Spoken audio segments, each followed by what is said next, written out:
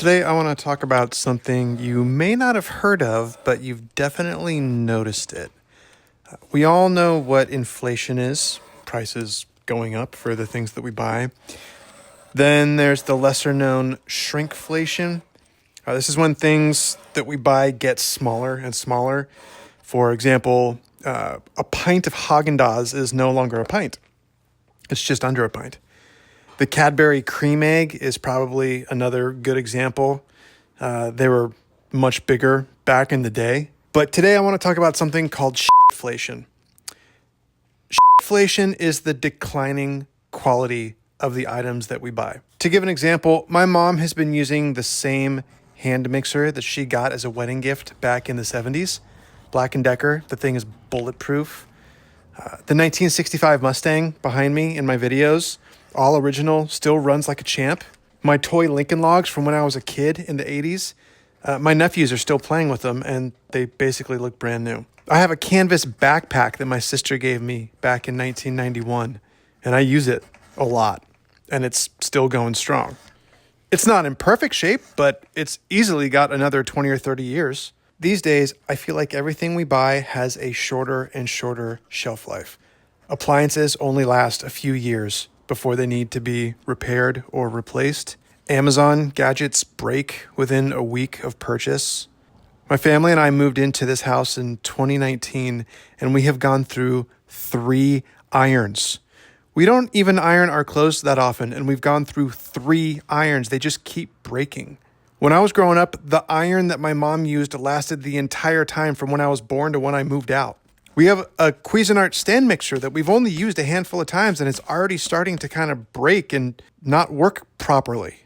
I bought a pair of jeans from one of the big box companies, and it ripped within 3 months. Like the jeans, like the entire back of the jeans completely ripped out within 3 months. To me, it's glaringly apparent in the toys that I buy for my kids. The Game of Simon, Rubik's Cubes, Light Bright, they still make these toys.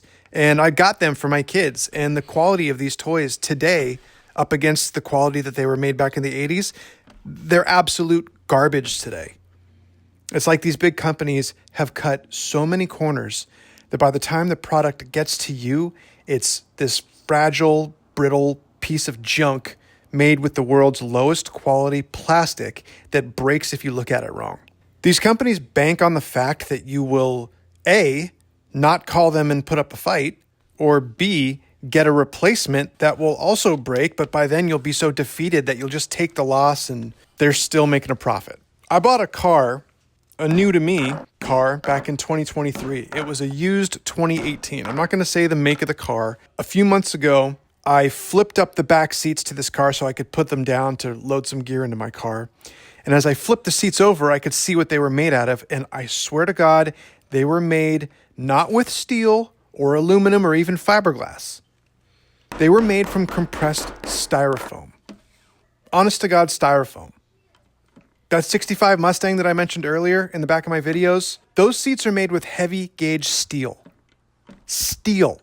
And that's just a perfect example of how the quality of manufacturing today has gone absolutely off a cliff.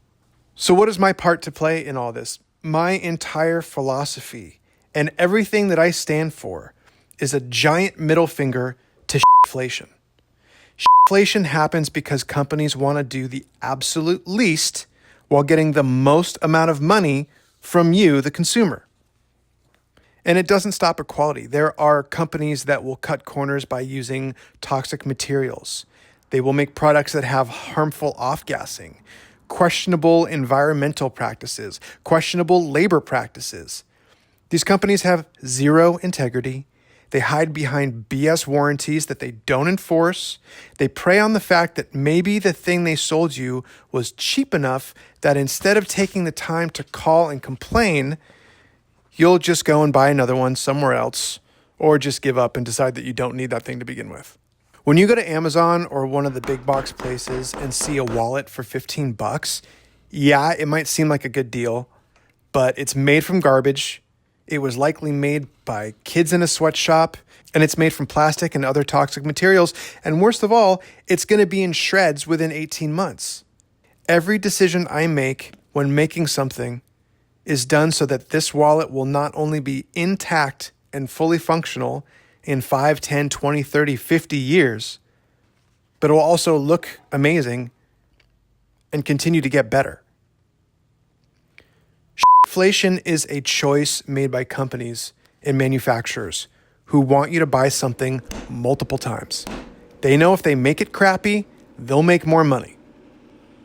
I know I'm making broad strokes here, and there still are some companies that make quality goods and have my respect. Fender guitars, Converse Vans, independent skateboard trucks, Ben & Jerry's, just to name a few. I'll end with this. When shopping, I know it may cost a few bucks more, but please support companies that are trying to do right by you and making the best product they can without being evil or exploiting people or the environment. I'm talking about progress, not perfection.